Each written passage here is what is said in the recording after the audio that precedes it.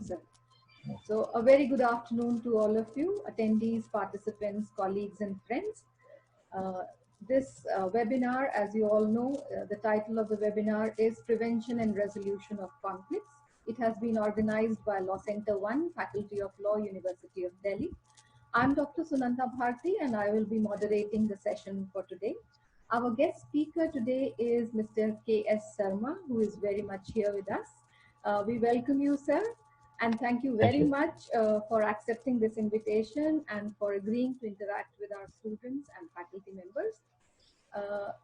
Now, as per protocol, sir, kindly allow me to read out a few of your achievements. Mr. Sarma hails from Thiruvananthapuram, Kerala. He is a mediator, a mediation advocate, a negotiator, a certified commercial arbitrator, and in addition to that, he is a master trainer on leadership and human relation skills. So this itself gives me a very promising picture of this webinar for today. Now, before we formally begin this webinar, as moderator, I think it is my duty to inform the participants, the listeners and the viewers, just to run them through the general progression of this webinar, how we have planned it. Now, the webinar is going to be we are planning to conclude it within 1 hour. All the attendees would be in the mute mode, but the chat box would be very much active, because as per the request of the speaker intends to interact with the participants through the chat box. So he would be seeking responses from the participants, which they can type in the chat box. In addition to that, the Q&A dialog box would also remain active. So the question and answer box would be there for you. And my advice and suggestion to the participants is that as soon as a question comes in your mind, you should just key it in so that it does not slip your mind. And intermittently throughout the webinar, we'll keep on checking the question and answer box, and we'll try to resolve the questions there and then, instead of reserving a separate time towards the end of the presentation separately for question and answers. So that's all from me. Over to you, Sarma sir. It's all yours. Thank you, Sunanda. Good afternoon, my young friends. It gives me immense joy to be in your midst, though online, and to address you. I consider it a privilege and an honor to interact with the bright students and the learned teachers of the Faculty of Law of the prestigious Delhi University. And for creating this wonderful opportunity, I'm very grateful to Dr. Sunanda Bharti, your loving teacher. I congratulate her for choosing the topic of prevention and resolution of conflicts, because that is the very purpose of the legal profession. Abraham Lincoln said, as a peacemaker, the lawyer has a superior opportunity of being a good man. There will still be enough business. About a century before, mediation became a structured discipline. And long before Roger Fisher and William Urey of the Harvard Negotiation Project developed the concept of principled negotiation, Mahatma Gandhi, as a young barrister practicing in South Africa, resolved many disputes between parties without taking them to the court of law. I repeat, without taking them to the court of law. And he has narrated this unique experience in his autobiography. I quote, a large part of my career, a large part of my time during the 20 years of my practice as a lawyer was occupied in bringing about private compromises of hundreds of cases. I lost nothing thereby, not even money, certainly not my soul. I think it is worth repeating those meaningful words. A large part of my time during the 20 years of my practice as a lawyer was occupied in bringing about private compromises of hundreds of cases. I lost nothing thereby, not even money, certainly not my soul. Of course, bringing amicable settlements of disputes is a very difficult task. The great physicist and Nobel laureate, Dr. Albert Einstein, was once asked, why is it that when the mind of man has stretched so far as to discover the structure of the atom, the same man has been unable to bring about world peace? Yes, that's a pertinent question in the minds of most of us. Man is so intelligent that he was able to make the atom bomb and split the atom apart into two pieces.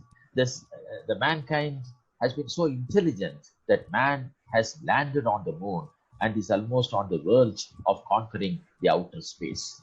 But the same mankind has been unable to bring about world peace. Peace continues to be elusive. Why? That came the reply from Dr. Einstein. He said, that is very simple, my friend. It is because politics is far more complicated than physics. Yes, politics is far more complicated than physics. Prevention and resolution of disputes is a complicated task. Swami Vivekananda said, it is good and grand to conquer external nature, but grander still to conquer internal nature. It is good and grand to know the laws that govern the stars and planets, but grander still to know the laws that govern the passions, the feelings, the will of mankind. Though it is grand, it is difficult, and it is complicated, it is possible to prevent and to resolve conflicts if only we understand three things. Namely, number one, the root cause of conflict. Number two, I'm presenting the screen, the root cause of conflict. Number two, the mindset which creates conflicts. And three, the mindset that prevents and resolves conflicts. I will repeat. Number one, the root cause of conflicts. Number two, the mindset which creates conflicts. And number three, the mindset that prevents and resolves conflicts. Unaccepted and or unappreciated differences lead to disagreements. Disagreement unresolved becomes a dispute, and dispute unresolved becomes a conflict. It's very important, so I will repeat. Unaccepted and or unappreciated differences lead to disagreements. Disagreement unresolved becomes a dispute, and dispute unresolved becomes a conflict. This is how differences evolve into conflicts, from differences to disagreement to dispute to conflict. By dispute, I mean a strong difference of opinion or a wrangling argument or quarrel. Whereas by conflict, I mean a strife, a prolonged strife or battle or a fight. That is the difference between dispute and conflict for the purpose of this discussion. As unaccepted and unappreciated differences lead to disagreements, and as unresolved disagreements result in disputes, and as unresolved disputes evolve into conflicts, can we say that the root cause of conflicts is the inability to accept and appreciate the differences? So the root cause of conflict is the inability to accept and appreciate the differences. So the culprit, it appears to be the differences. But is differences a culprit? No. Life comprises of several differences between and among people, groups, and nations. Differences are a reality. We cannot avoid them. There are cultural differences, personality differences, differences of opinion, situational differences, etc. So diversity is a fact of life. We see differences everywhere. There are cultural differences, personality differences, differences of opinion, situational differences, etc. Therefore, if we can train our minds to appreciate and accept the differences that we notice in people, like their context, behavior, speech, dress, habits, values, expectations, etc., we will be able to prevent disputes. If you look back, whenever you had a dispute with anyone, you will realize that the main cause was this: the inability on the part of one of the two or both in appreciating and accepting the differences. The differences could be in values, expectations, behavior, context, speech, etc. So therefore, if we can train our minds to appreciate and accept the differences that we notice in people, we will be able to prevent disputes. When there is no dispute, there is no conflict, because dispute is a source of conflict. We will now see how we can uh, learn to or train our minds to appreciate and accept the differences through a process of experiential learning. One second, I will present the slide. I will present the PDF document which contains a picture. Before that, I would like to explain what it is. As all of you may know, learning generally is of three kinds. One is scholastic learning, which we underwent in schools and in college now, where you learn by reading textbooks and by listening to lectures. The other is intuitive learning, where a person learns from intuition. And the third is experiential learning, where a person learns from one's own experience. Experience is the only source of knowledge, said Swami Vivekananda. But experiential learning is very, very expensive. Every time a person learns from his own or her own experience, he or she would have already paid a very heavy price for that. For example, somebody starts a new enterprise, makes a lot of investments into that, and within 2 years loses all the money and then says, I have now learned how not to run a business. Somebody keeps his finger on fire and then says, I have now learned that fire burns. If you and I are not keeping our fingers on fire, it is because somebody burned his fingers and passed on that lesson to us. Now, a considerable part of this webinar will be devoted to experiential learning. But don't be scared, you will not have to pay any price in terms of mental agony, pain, suffering, or loss, because this is only a simulated experience developed through a well-designed activity. On the one hand, you will not undergo any pain or suffering or loss. On the other hand, it will be fun-filled and you will enjoy. And at the same time, the value, the quality of learning from this simulated experience will also be equal to that of learning from real-life experience. Because what you will undergo now is also real-life experience. The only difference is that it is simulated by an activity.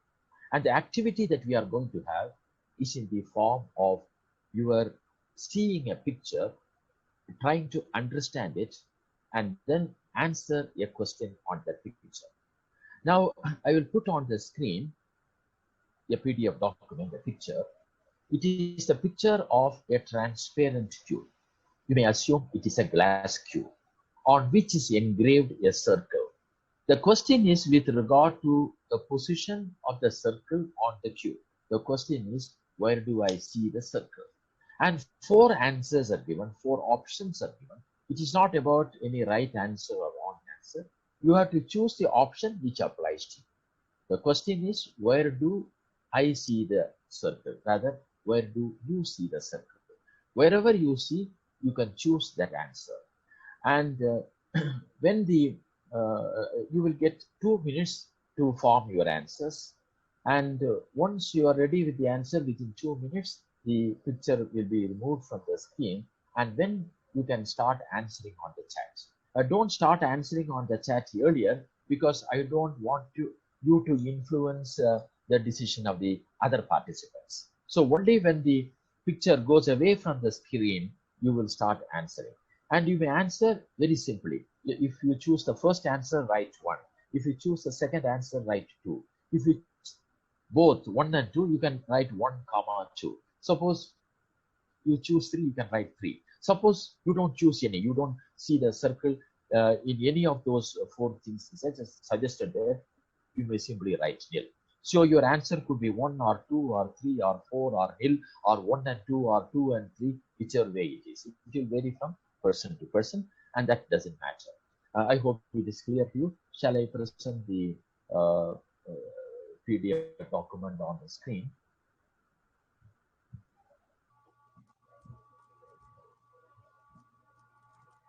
Is it clear? It is, sir. Is the full picture there or only part? Part of the picture is there. The options, the 4 options are not visible, sir. Oh, okay, okay. So Yeah. what I will do is I am slightly raising it. Yeah, now it's perfect. Now you can see it. Yes. Yeah. Yes, it's perfect. Yes, I will give 2 minutes for you to arrive at your answers. Don't write your answers on the chat now. Please write only when the picture goes away. And when I say start, you start writing quickly.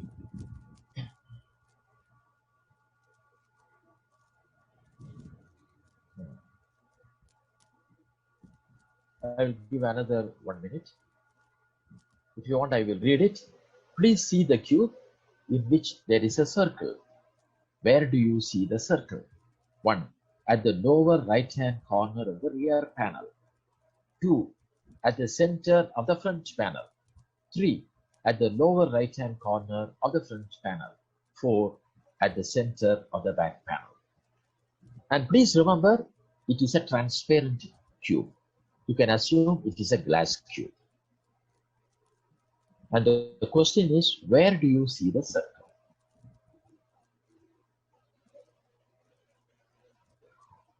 I'll give another 10 seconds.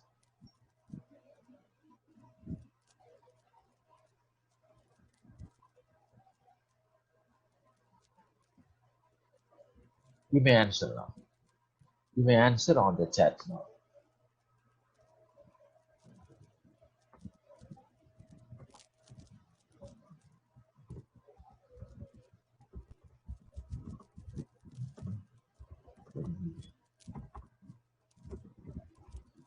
There is one interesting observation. The cube kept on moving.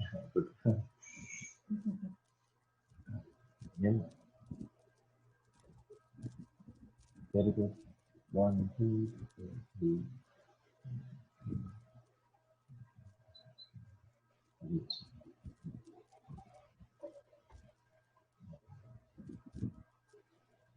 9 answers have come. I'll wait for another 3 more answers so that we can have a discussion. I request you, friends, to write quickly so that we don't lose time. I will not read out the names. I'll just give the answers. One answer is 1 and 2. Another is nil. One more nil. Another is 2 and 4. Another is 1. Another is 2. Then a few have written all the 4. 1, 2, 3, 4. A few have written. Another one has written 1 and 2. Okay. Anyone else would like to answer? Now the question is, where do you see the circle? One may, so all the answers are correct because that is where you have seen. Some have seen in all the 4, some have not seen anywhere, and some have seen in 2 and 4, and some have seen in 1 and 1 and 2. Actually, it is possible to see the circle in all the 4 answers are possible. I request you to now, I will present the, share the picture again on the screen.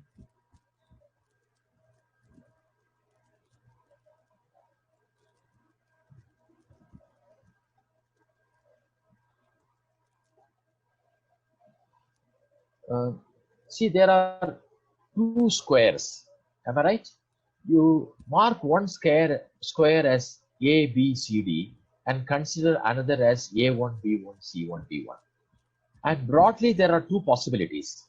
If A, B, C, D is the front panel, A1, B1, C1, D1 is the back panel. And if you consider A1, B1, C1, D1 as the front panel, A, B, C, D becomes the back panel. It is about how you look at the panel.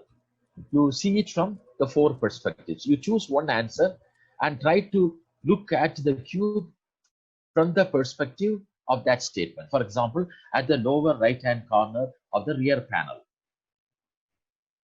Are you able to see it? Now, probably the mic is mute for all the participants, I believe. So Yes. Sunanda can respond.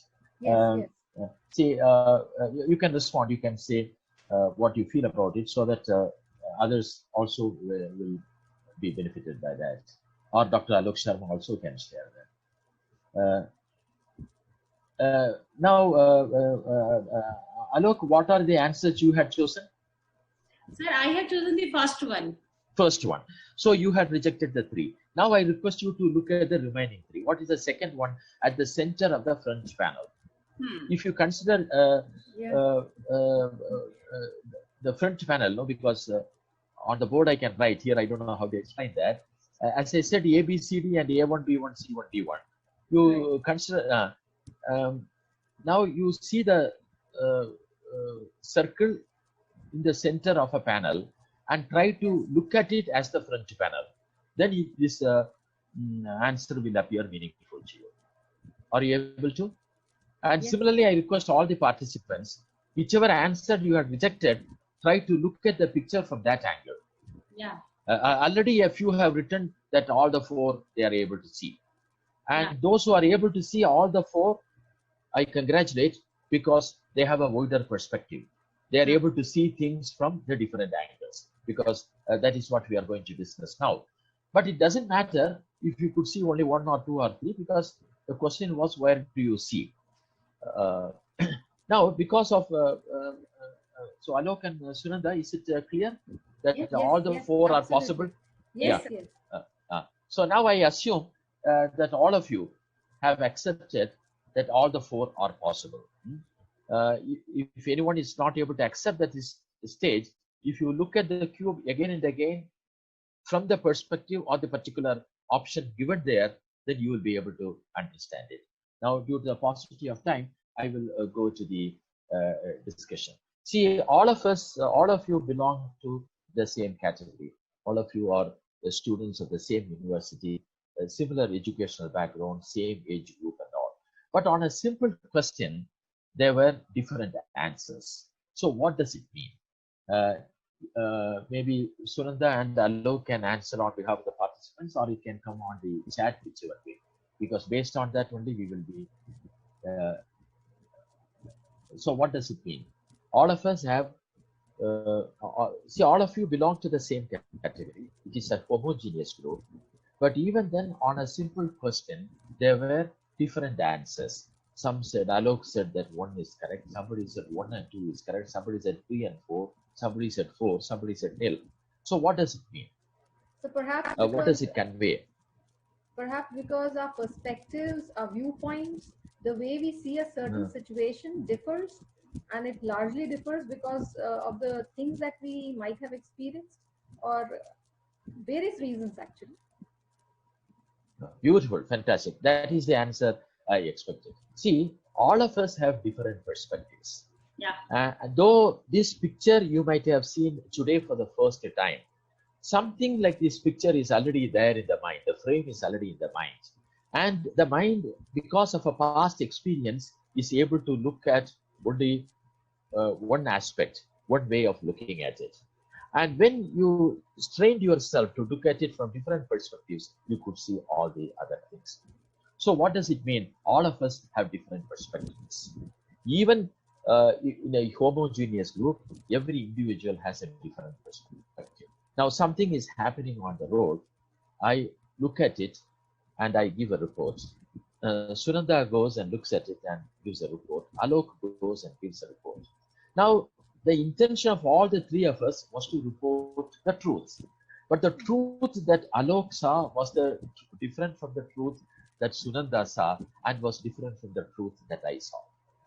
That is why Dr. Radhakrishnan said, truth is many-sided. I will present that slide, so very interesting.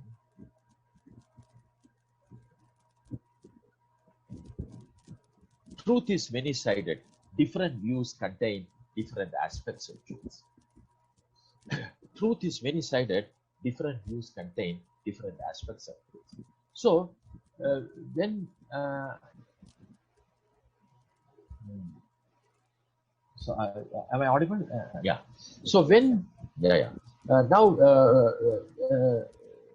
Therefore, we need to appreciate the opinions of other people. When I am able to see only one aspect of truth and you see another aspect of truth, and if I contest with you that what I see only is the truth and what you see is not the truth, there starts the conflict. So we need to see things from others' perspective as well. See, every one of us look at the world through one's own window. I look at the world through my window.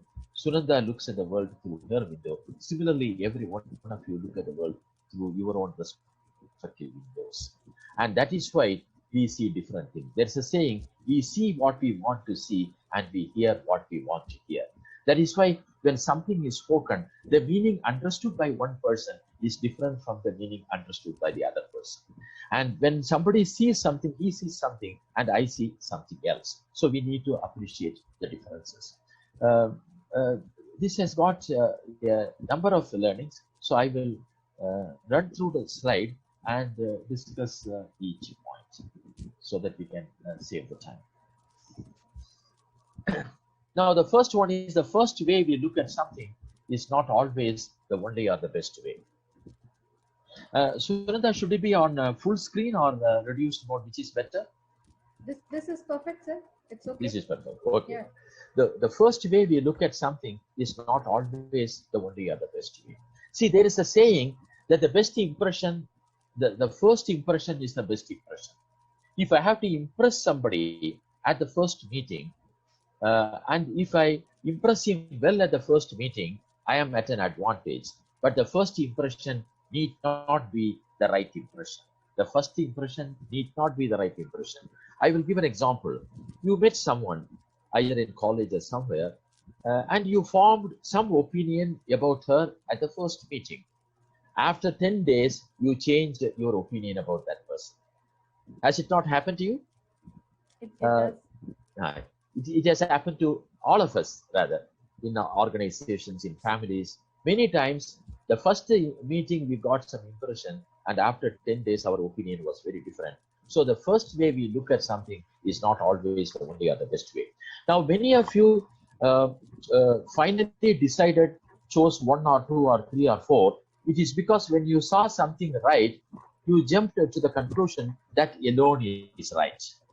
And when you try to look at it from different perspectives, you found that all the 4 answers are right. The more ways we can view a situation, the more possibilities we will discover and the more creative we can be. While trying to resolve any dispute, we need to look at it from different perspectives. If there are 2 disputants, if you put yourself into the shoes of the disputant 1 and look at it, and then put yourself into the shoes of the disputant 2 and look at it, you will see more possibilities for a solution, and you can come out with creative solutions to the problem. Beware of expecting others to see what you see. See, this is what happens. I see something, and then I assume that the person with whom I am talking also is seeing that. But the fact of the matter is, he is not seeing what I saw, and I am not seeing what he saw. That is why in arguments, many times, one person tells the other, can't you see? The man who is asking, can't you see, also is not able to see what the other person is seeing.